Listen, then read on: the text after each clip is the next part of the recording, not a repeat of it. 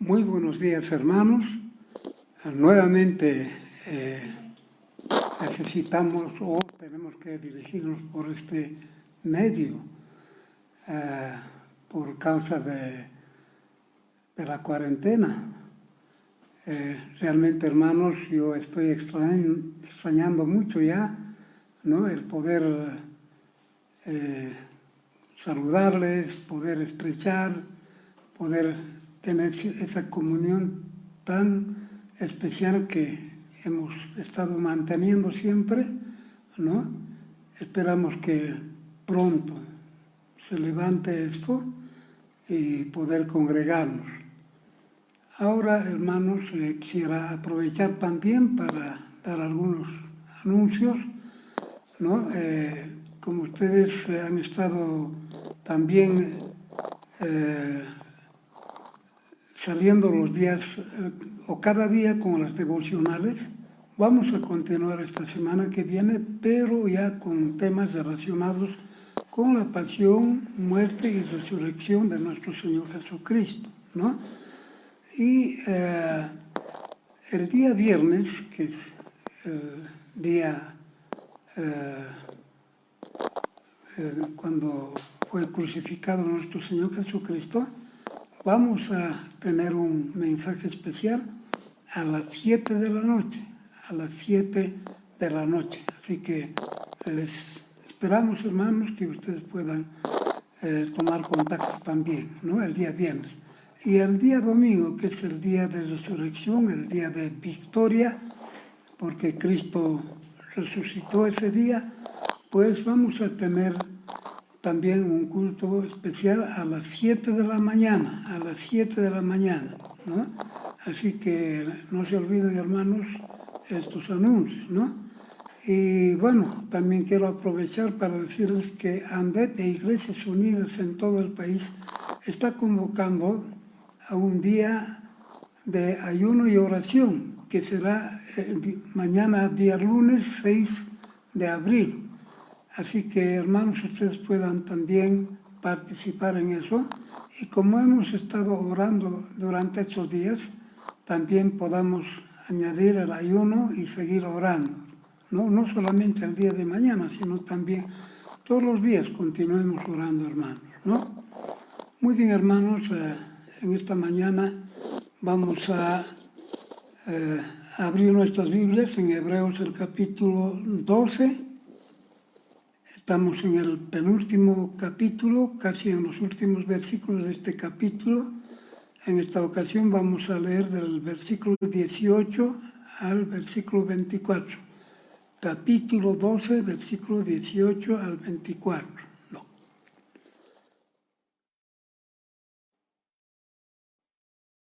Dice así: porque no os habéis acercado al monte que se podía palpar y que ardía en fuego, a la oscuridad, a las tinieblas y a la tempestad, al sonido de la trompeta y a la voz que hablaba, la cual los que lo oyeron rogaron que no se les hablase más, porque no podían soportar lo que se ordenaba. Si aún una bestia tocare el monte, será apedreada o pasada con dardo. Y tan terrible era lo que se veía que Moisés dijo: estoy espantado y temblando, sino que os habéis acercado al monte de Sión, a la ciudad del Dios vivo, Jerusalén la celestial, a la compañía de muchos millares de ángeles, a la congregación de los primogénitos que están inscritos en los cielos, a Dios el juez de todos, a los espíritus de los justos hechos perfectos, a Jesús el mediador del nuevo pacto, y a la sangre rociada que habla mejor que la de Abel. Vamos a orar, hermanos. Padre nuestro que estás en los cielos, siempre te alabamos y glorificamos y rendimos toda nuestra adoración a ti, porque tú eres nuestro Dios, nuestro Padre, a quien podemos acudir con toda nuestra confianza, porque Tú eres un Dios lleno de amor y de misericordia, que siempre estás presto, Señor, para escucharnos y para contestar nuestros ruegos y nuestras oraciones. En esta ocasión, Señor, queremos rogarte y pedirte que tú nos hables, Señor, a través de esta porción de tu palabra. Que sea tu Espíritu Santo, Señor, obrando en nuestros corazones, de tal manera, Señor, que esta porción sea realmente de edificación para nuestras vidas. Señor, también usa mi vida como instrumento de ti. Encomendamos, Señor, este tiempo en tus manos, en el nombre de tu Hijo, nuestro Señor Jesucristo. Amén. Hermanos, estos versículos nos enseñan, o más bien el autor quiere que los creyentes hebreos tengan la correcta motivación en sus vidas al presentar el contraste entre el monte Sión del viejo pacto y el monte Sión del nuevo pacto. Así como también enseñó el apóstol Pablo en Gálatas 4, 21 al 31, al contrastar el caso de Sara y Agar como alegorías acerca de la ley y la gracia.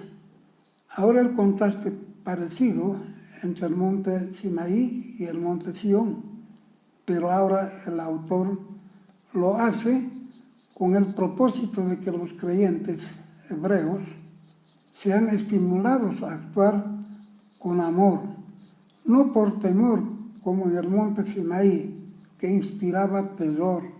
En cambio, el espiritual monte Sión invita a acercarse a él, ya que allí todo habla de gracia y de perdón.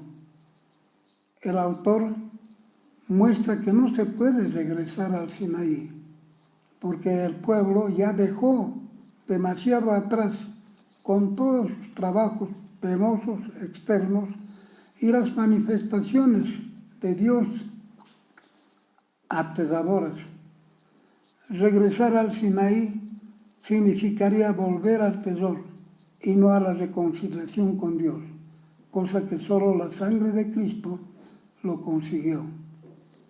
Nuestro tema en esta mañana titula El contraste entre el monte Sinaí y el monte Sión.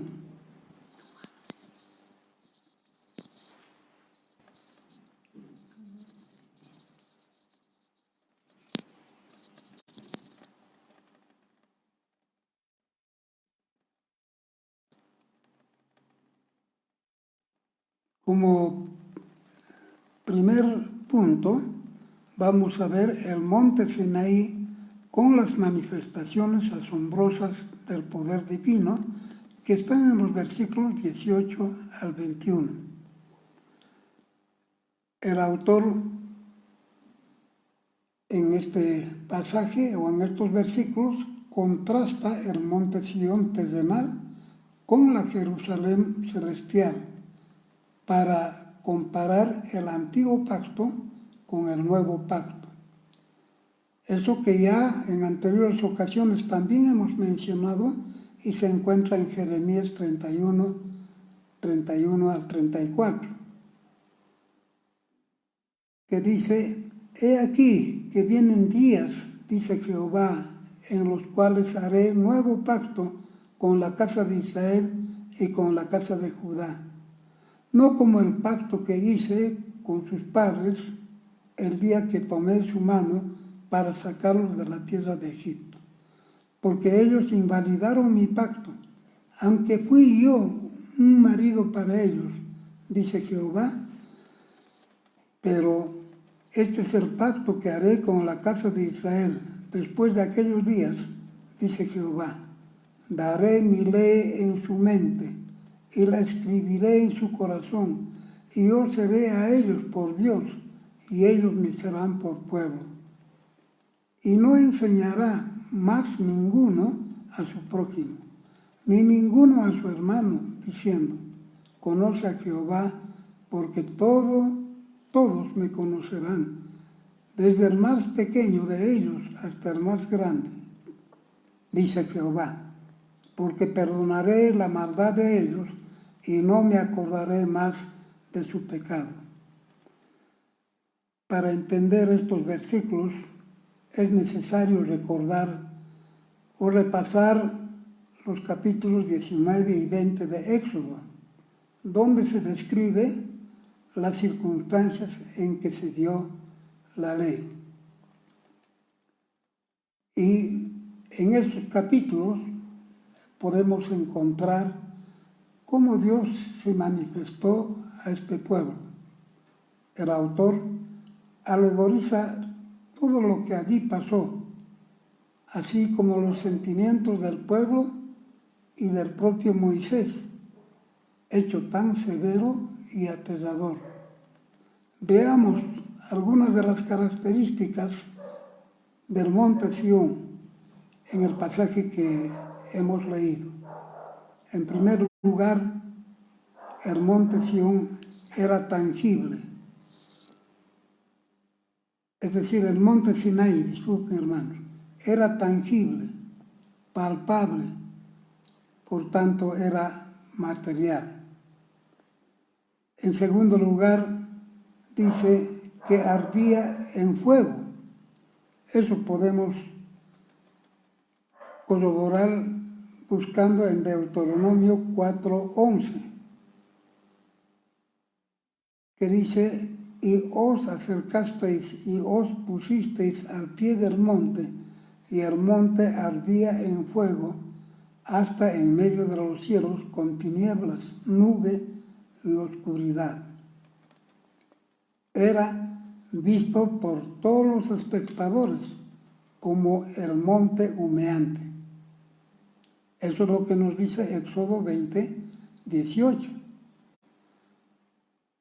Todo el pueblo observaba el estruendo y los relámpagos y el sonido de la bocina y el monte que humeaba, y viéndolo el pueblo temblaron y se pusieron de lejos. En tercer lugar, podemos ver que nos habla acerca de la oscuridad y las tinieblas. Eso es lo que podemos también ver en Deuteronomio, el capítulo 5 y el versículo 22. Estas palabras habló Jehová a toda vuestra congregación en el monte, de en medio del fuego, de la nube y de la oscuridad, a gran voz, y no añadió más, y las escribió en 2 tablas de piedra, las cuales me dio a mí. Entonces, aquí podemos ver también otro de los hechos. En cuarto lugar, podemos ver el huracán de tormenta, o en otros pasajes también, como en Job 38:1 nos dice el torbellino, tras del que se escondía Jehová para reprender al pueblo. Isaías 66:15 menciona aquello y dice, porque he aquí que Jehová vendrá con fuego y sus carros como torbellino para descargar su ira con furor y su reprensión con llama de fuego. Entonces aquí podemos ver que Dios vendría como un torbellino, ¿no? En quinto lugar podemos ver en ese espantoso escenario el sonido de la trompeta, otro motivo de terror. Ya que en Éxodo 19 nos dice, el sonido de la bocina iba aumentando en extremo. Moisés hablaba y Dios le respondía con voz tronante. Aquí podemos ver cómo el sonido de la bocina aumentaba cada vez más, ¿no? Y finalmente, En sexto lugar podemos ver, por encima de todo, se oía la voz tronante de Dios o clamor de palabras en las que dio su pacto y sus mandamientos. Aquí podemos ver en medio de todas estas cosas la voz de Dios, ¿no? Podríamos decir como un trueno, ¿no? Realmente creo que si nosotros estuviéramos en medio, realmente nos espantaría, nos causaría mucho temor, mucho miedo, ¿no? Deuteronomio capítulo 4, versículos 12 y 13, nos dice, y habló Jehová con vosotros de en medio del fuego, oísteis la voz de sus palabras, mas a excepción de oír la voz, ninguna figura visteis.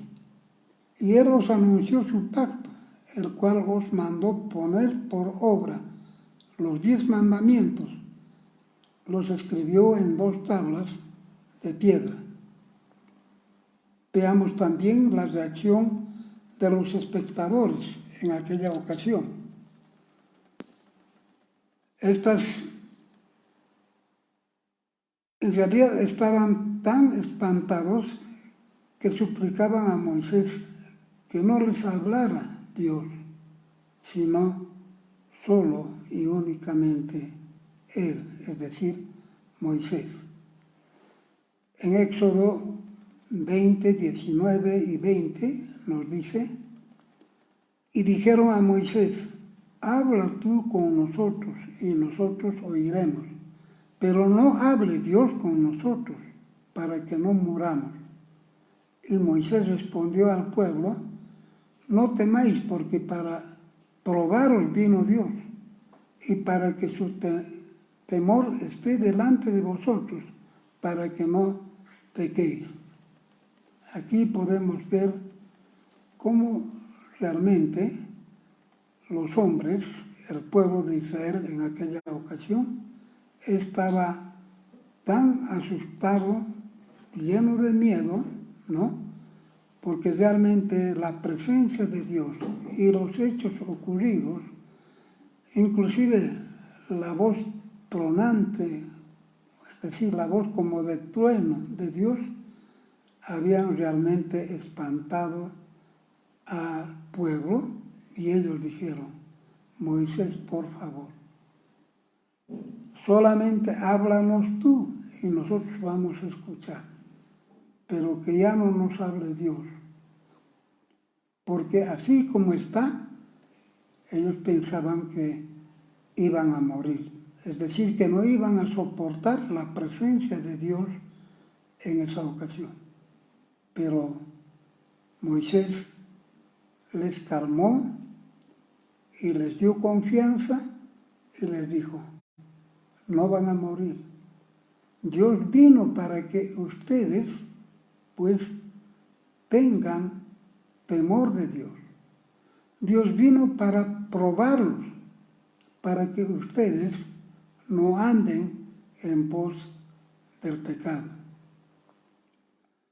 Por el temor que había en el pueblo, por las órdenes de no traspasar los límites del monte, decía, ni los animales se salvarían, sino morirían apedreados. En el versículo 21 nos señala que aún Moisés estaba temblando y espantado.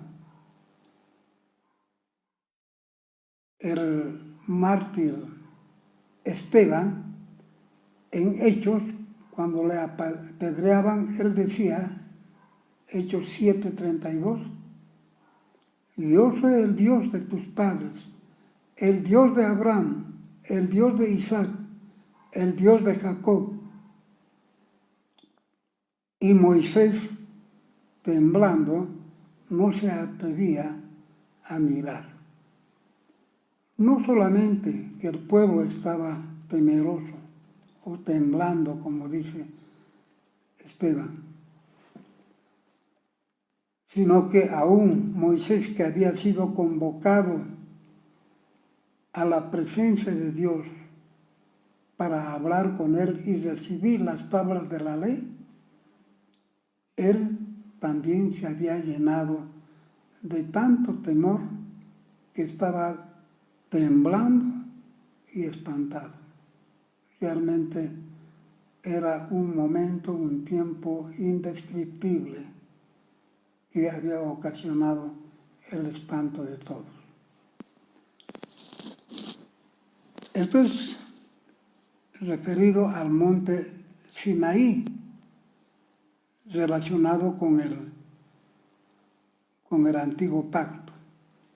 Ahora veamos el monte Sión y la manifestación gloriosa de la Jerusalén celestial en los versículos 22 al 24.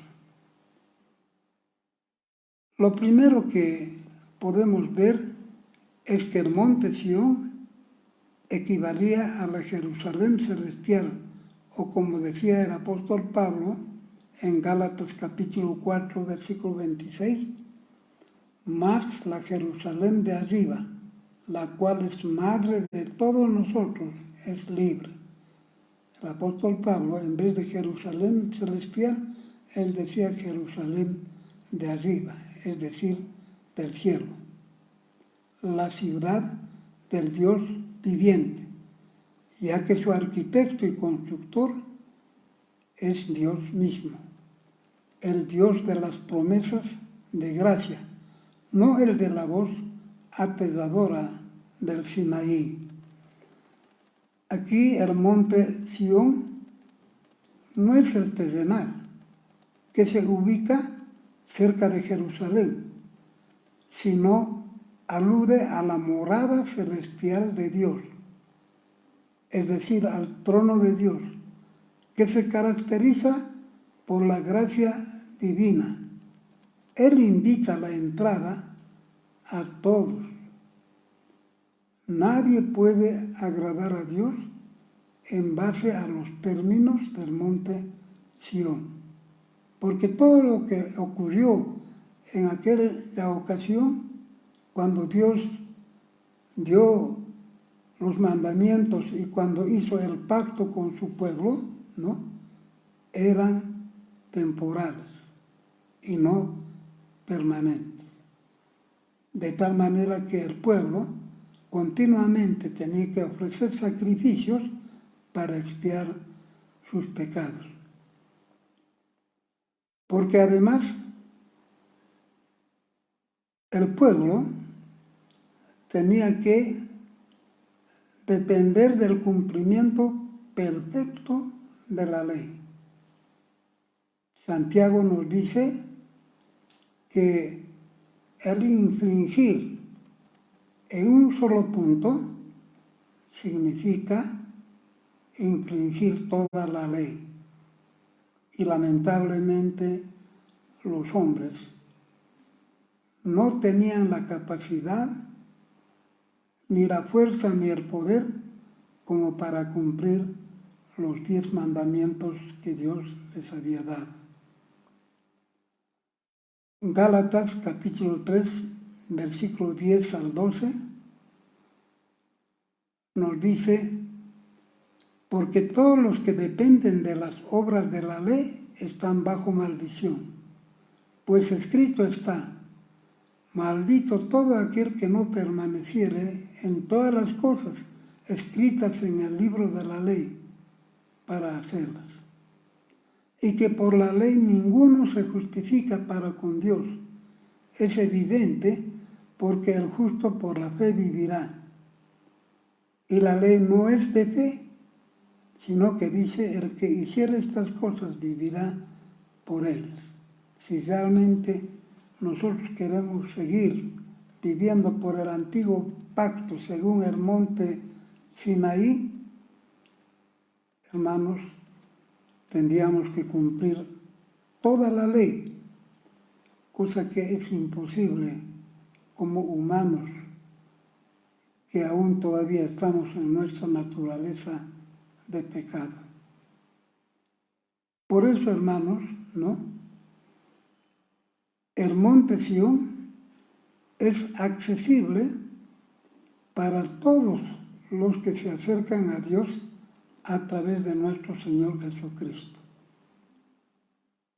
El Salmo 132, los versículos 13 y 14 nos dicen: porque Jehová ha elegido a Sión, la quiso por habitación para sí.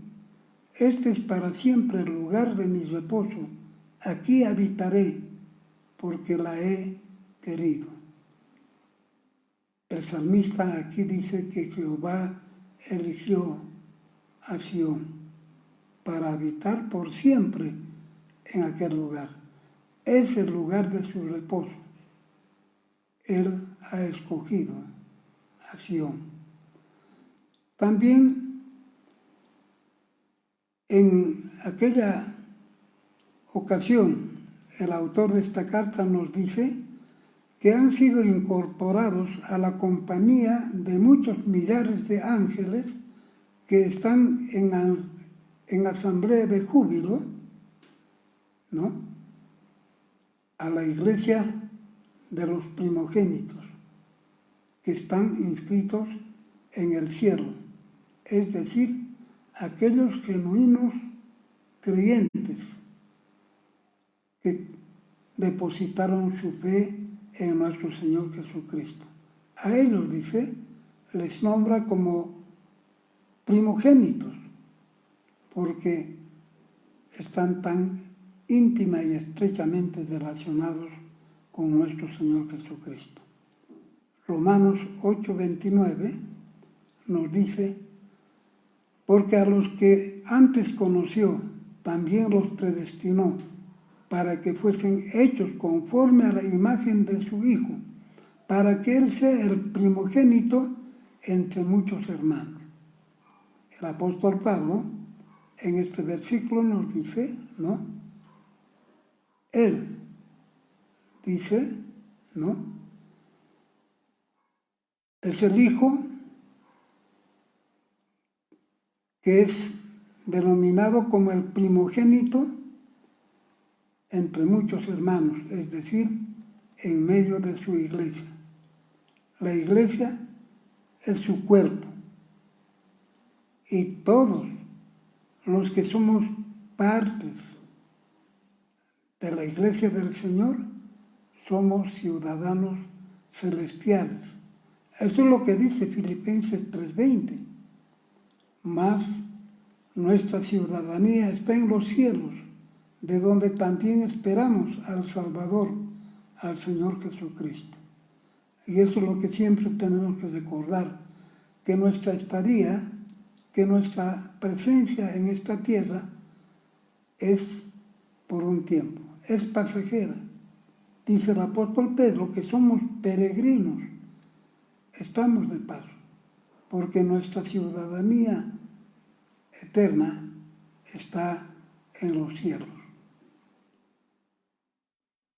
El autor también nos dice, ¿no?, que no solamente la iglesia está reconocida como los primogénitos de Dios, sino también el pueblo de Israel. Los nombra como sus hijos, los primogénitos. Eso es lo que dice Éxodo capítulo 4, versículo 22. Y dirás a Faraón: Jehová ha dicho así: Israel es mi hijo, mi primogénito.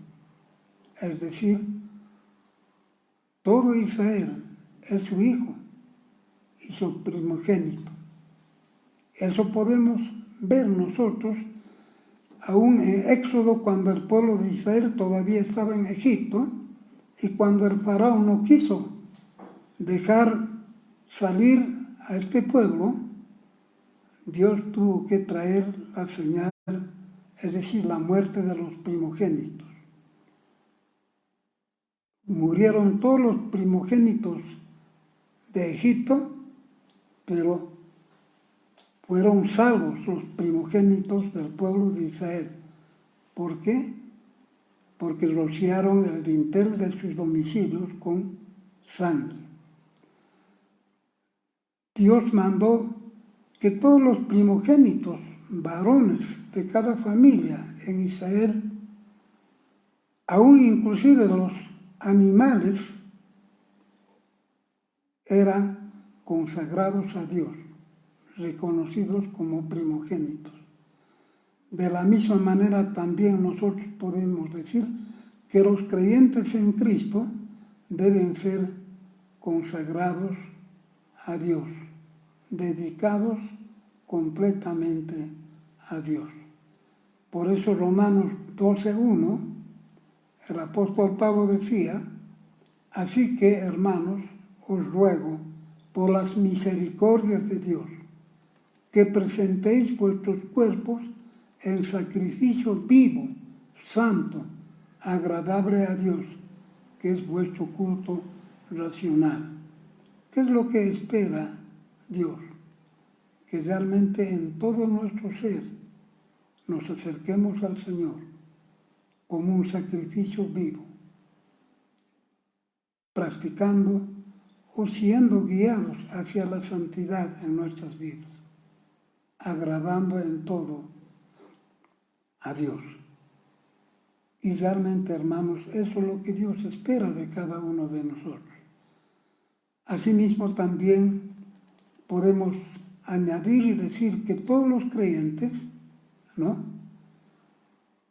somos coherederos juntamente con Cristo. Eso es lo que dice la palabra del Señor. Por tanto, somos los primogénitos. Por otra parte, el autor de esta carta se refiere a Dios como el juez de todos los hombres. Pero no es un juez que causa terror, es más bien de plena confianza. No es un Dios que espantó cuando Él entregó las tablas de la ley a Moisés, sino más bien Él ahora es digno de nuestra confianza. Él nos ama a todos.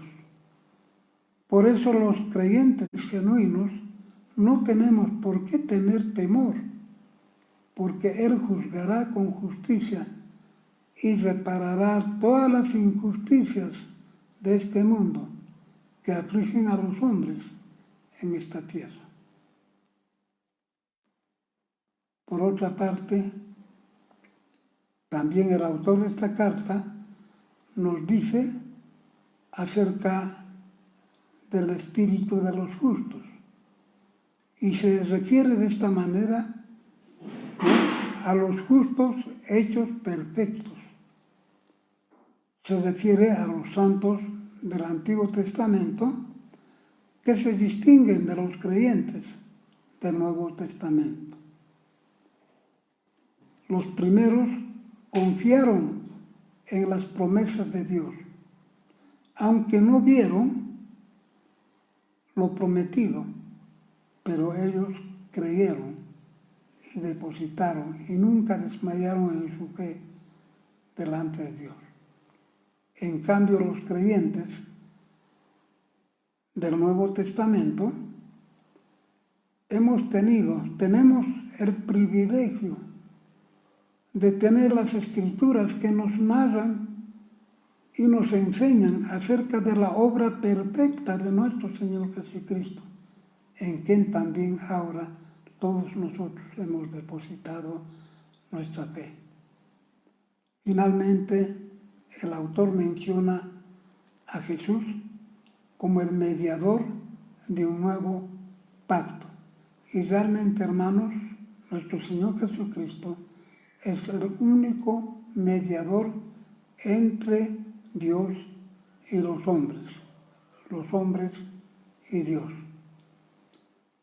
El sacrificio de nuestro Señor Jesucristo trajo una redención eterna y el perdón de los pecados. Solo la sangre de nuestro Señor Jesucristo es suficiente para limpiar el pecado de los hombres. 1 Juan capítulo 1, versículo 7 nos dice: pero si andamos en luz, como Él está en luz, tenemos comunión unos con otros, y la sangre de Jesucristo, su Hijo, nos limpia de todo pecado. El apóstol Juan en este versículo decía: la sangre de Jesucristo, el Hijo de Dios, nos limpia de todo pecado. No hay otro medio, no hay otra forma, no hay nadie que pueda quitar nuestros pecados, sino solo nuestra fe en el Señor Jesucristo. Y esto no es por algo bueno que nosotros hayamos hecho o porque lo merecemos, sino solo y únicamente es por la gracia de Dios.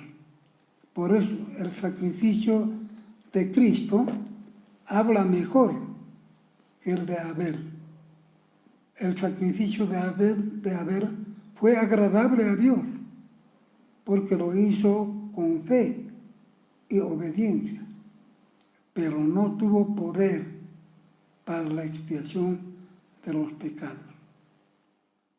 La sangre del sacrificio de Abel tuvo sus limitaciones y fue temporal. Pero el sacrificio de nuestro Señor Jesucristo declara el perdón eterno de los pecados. Y ese es el privilegio que nosotros hemos tenido al haber nacido de nuevo en el Señor Jesucristo. Esa es la obra que hizo nuestro Señor Jesucristo en la cruz, tal como nos dice el apóstol Pablo en Colosenses el capítulo 1 y el versículo 20. Y por medio de él reconciliar consigo todas las cosas, así las que están en la tierra como las que están en los cielos, haciendo la paz mediante la sangre de su cruz. Hermanos, solo fue la sangre de nuestro Señor Jesucristo que nos reconcilió con Dios. Ustedes saben, hermanos, nosotros éramos realmente enemigos de Dios, porque éramos pecadores. Y Dios aborrece el pecado. Dice, la ira de Dios está contra el pecado. Y no había ninguna forma, ningún medio, ni nadie que podía acercarnos a Dios. Eso lo hizo solo y únicamente nuestro Señor Jesucristo. Él nos ha reconciliado para que tengamos paz con Dios, pero también que tengamos una entrada directa a la presencia de Dios, al trono de Dios, a la Jerusalén celestial, para estar con Él por siempre, por la eternidad. Hermanos, que esto nos anime a cada uno de nosotros. Recordar, hermanos, que el monte Sinaí significa el antiguo pacto, que no nos lleva a nada, solo al temor, solo al espanto,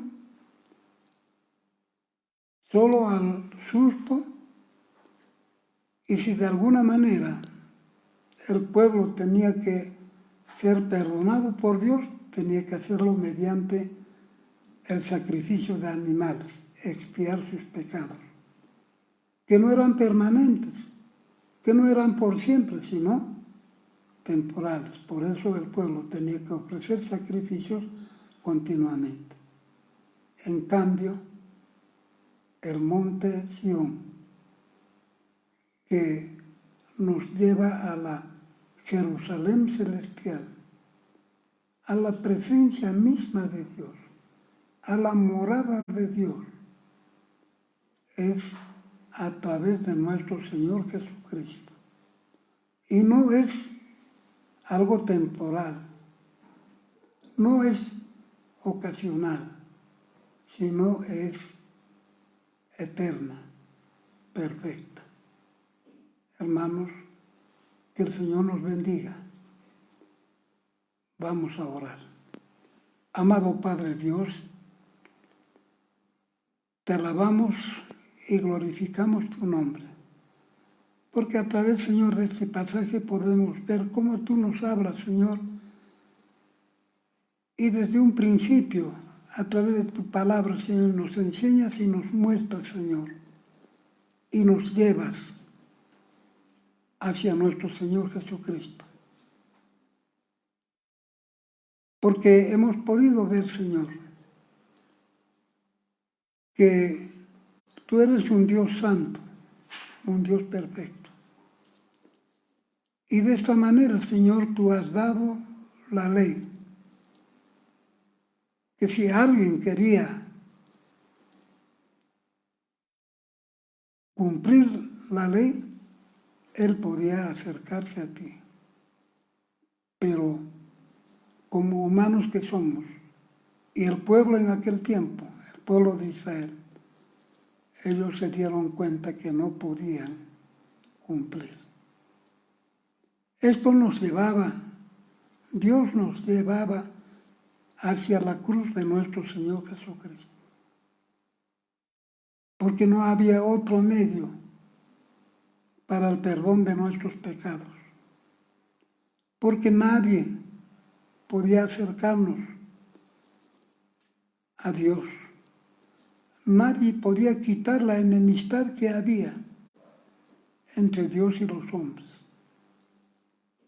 Solo fue el sacrificio de la sangre de nuestro Señor Jesucristo, esa obra perfecta, que es permanente, que es única y para siempre, de lo cual, Señor, tú nos has dado el privilegio de disfrutar, de ser hechos tus hijos, y un día, muy pronto, estar en tu presencia, en la Jerusalén celestial.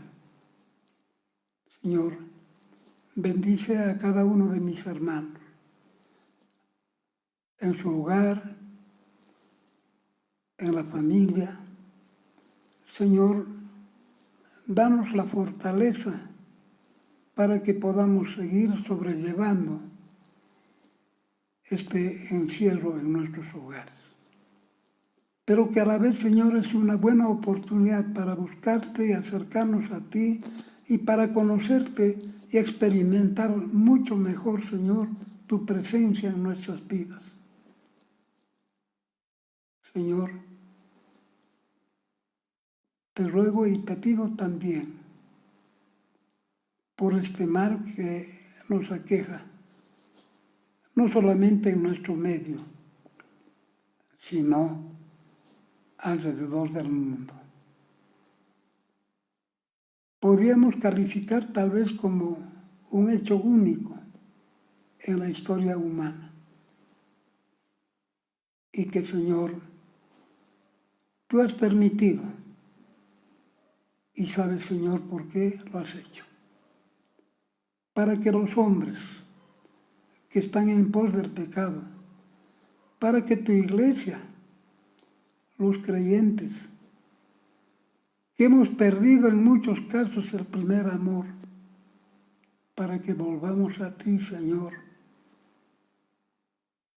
para que también ahora nosotros, Señor, podamos volver a ser la luz y la sal de esta tierra. Que el pecado que aumenta y se multiplica cada vez más, por la presencia de tus hijos, por la predicación del Evangelio de nuestro Señor Jesucristo, Señor, tú puedas cambiar y transformar sus vidas. Que este, Señor, sea la ocasión cuando ellos puedan volverse a ti y saber, Señor, que por encima de todas las cosas estás tú.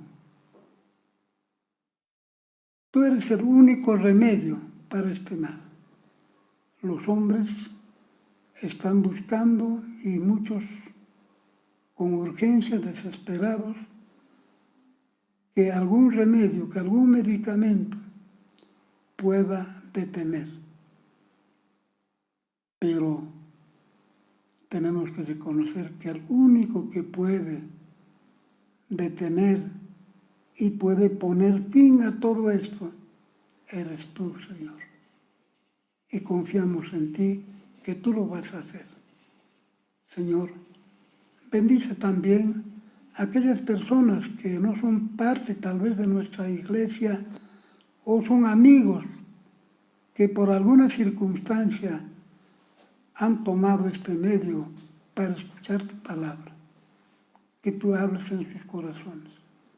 Que tu Espíritu Santo, Señor, obre en ellos y que ellos también reconozcan y vean, Señor, que el único que puede perdonar nuestros pecados y darnos la salvación de nuestras almas eres tú, a través de nuestro Señor Jesucristo. Que esta semana que recordamos los hechos más trascendentales cuando tú, Señor, llegaste a la cruz, pero que no solamente, Señor, moriste en la cruz, sino que resucitaste en el tercer día. Que esta obra perfecta que tú hiciste, Señor, nos lleve a una reflexión profunda a cada uno de nosotros. Gracias, Señor, en el nombre de tu Hijo, nuestro Señor Jesucristo. Amén. Amén. Hermanos y quienes han podido escuchar este medio, queremos también decirles, ¿no? Este es un pedido de algunas personas, que nuestra iglesia, la iglesia Bethesda, está ubicado en la ciudad del Alto, en la zona de Villa Dolores, en la calle 9, número 22A. Casi, bueno, es fácil ubicar, casi frente al teleférico morado y el Faro Murillo, y hay un retén policial en la placita que está a nuestro frente. Les invitamos a nuestras reuniones, al culto de adoración que tenemos los días domingos en la mañana a las 10 de la mañana. Que Dios les bendiga. Muy buenos días.